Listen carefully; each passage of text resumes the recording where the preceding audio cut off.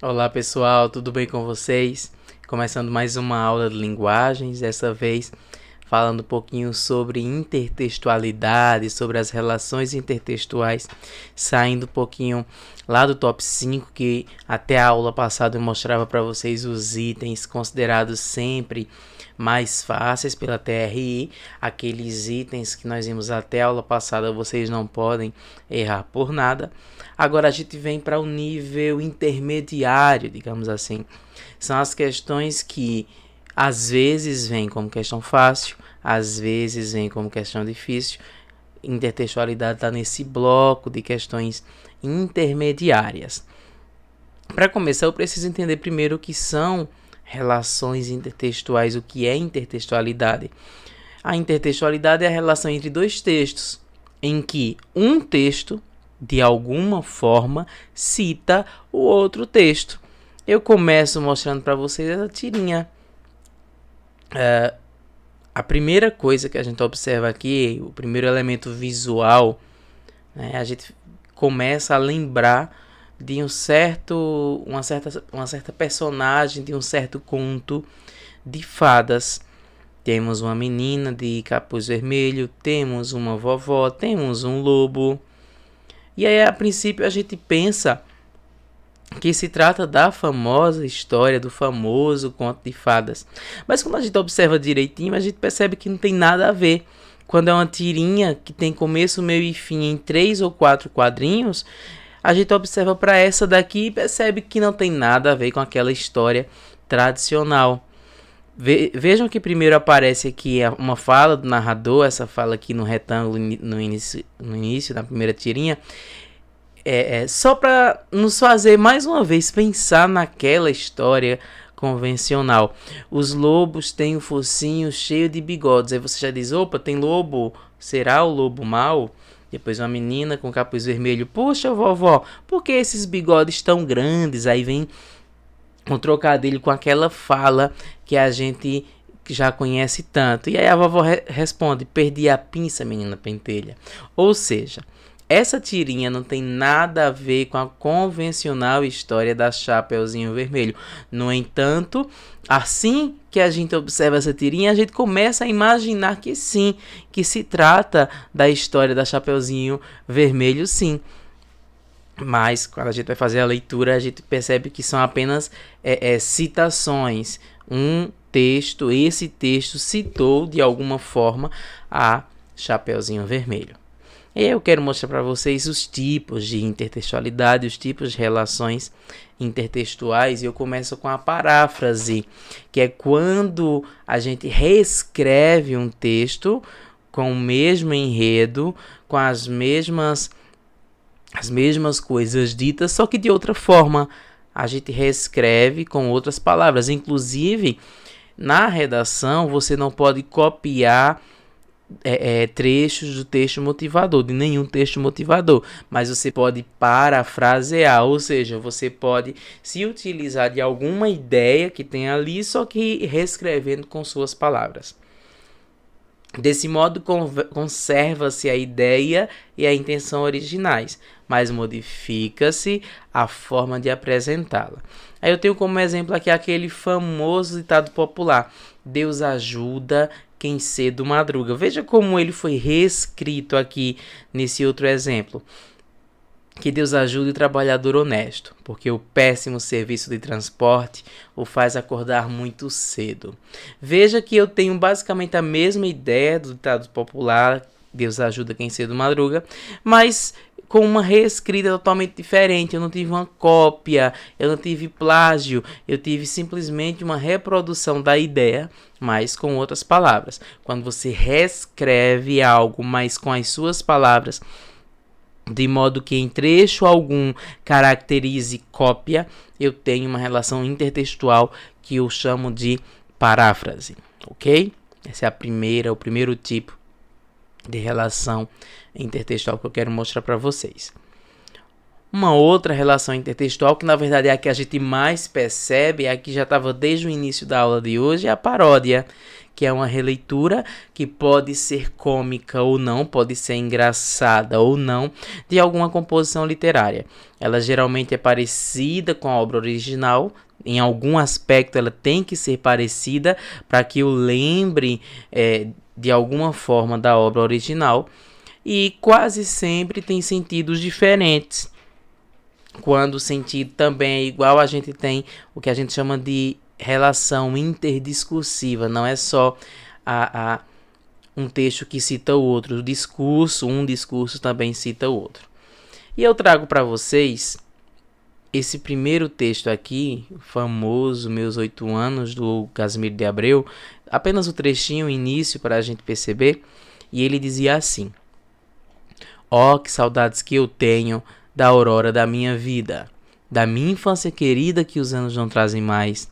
Que amor, que sonhos, que flores, naquelas tardes fagueiras, à sombra das bananeiras, debaixo dos laranjais. O texto continua, mas anos depois veio o Oswald de Andrade e escreveu, também com o mesmo título, Meus 8 Anos, alguma cópia lá no início. Aí você vai dizer, mas Diego, pode ter cópia?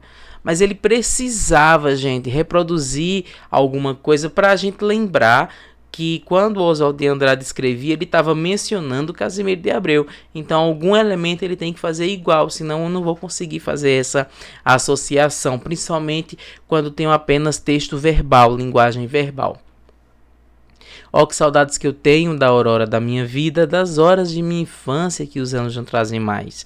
Naquele quintal de terra, da rua de Santo Antônio, debaixo das bananeiras, sem nenhum laranjais. Nesse caso, a gente consegue perceber que eu não tenho apenas uma paródia, eu não tenho apenas uma relação intertextual, tenho também uma relação interdiscursiva, porque de alguma forma eu tenho duas infâncias sendo retratadas, ou seja, não é só um texto que está sendo lembrado, mas um enredo também está sendo retomado aqui. Mas vamos de mais exemplos. Eu tenho essa famosa, né? A famosa do Da Vinci, Mona. Mas eu tenho outras. Olha essa daqui. A Mona fazendo selfie, fazendo biquinho. E essa, lembram dessa? A Mona do Monbiju. E essa, a Mônica Lisa. Olha outro exemplo, gente. Lembram desse filme? Bem antigo, mas o tempo todo aí a gente assiste, ele é atemporal. Ele foi gravado em 96, lançado na verdade em 96. Anos depois, em 2004, veja essa outra cena. Se você conseguir lembrar, você observa que até a musiquinha que era tema desse filme toca nessa cena desse outro filme, para realmente fazer uma relação intertextual com esse. Ou seja, as relações intertextuais não estão apenas nos textos escritos, nos textos literários, elas estão também no cinema, elas estão nas letras das músicas, elas estão na própria música, quando a gente reescreve uma música, mas usa a melodia de outra que já existia. Tudo isso é paródia. Temos ainda a citação. Vocês usam isso bastante na produção textual de vocês, quando querem trazer a fala de outra pessoa. Nesse caso, pode ser uma reprodução fiel. Mas aí, Diego, se é uma reprodução fiel, não vai ser cópia? Não, porque você vai deixar claro que tem ali um trecho de outra pessoa. Você vai dizer de quem é. No caso do exemplo, como se tratava de um ditado popular, então deixo claro. Diz o ditado popular. Deus ajuda quem cedo madruga, entre aspas, diz o ditado popular. Essas aspas só precisam acontecer se a citação for direta, for idêntica, for uma reprodução fiel da fala de outra pessoa, for uma reprodução fiel de outro texto. Às vezes nós fazemos a citação indireta, nesse caso as aspas podem ser tiradas sem nenhuma dificuldade. Lembrem-se, vocês podem fazer citações à vontade, desde que vocês deixem claro de quem é aquele trecho que vocês estão mencionando, tá bom?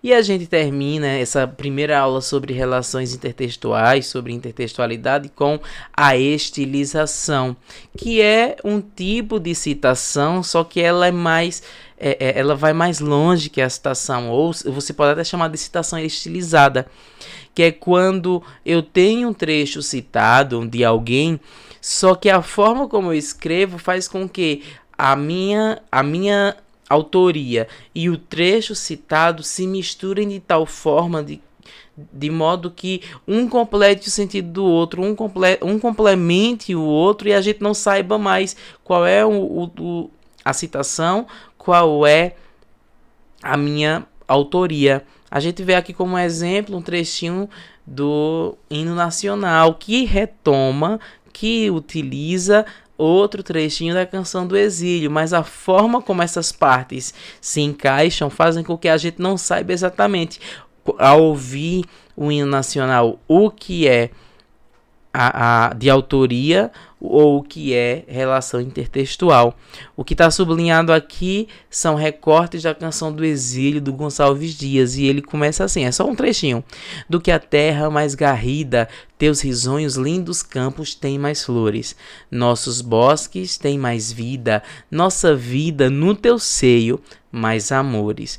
Veja que nessa parte aqui, principalmente no último verso, há uma mistura de forma tão perfeita entre o trecho citado e o trecho autoral que a gente não sabe quando começa, quando termina, em que parte começa, em que parte termina essa autoria.